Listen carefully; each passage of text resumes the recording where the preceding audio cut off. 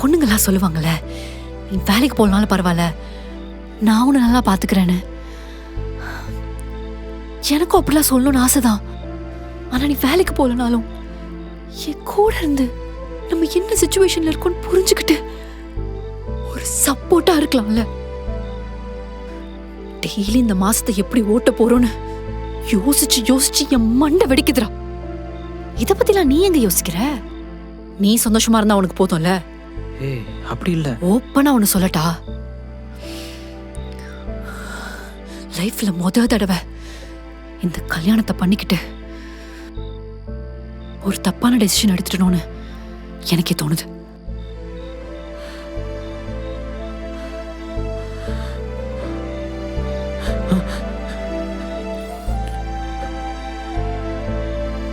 நீ வேலைக்கு போய் 8 மாசம் ஆகுது.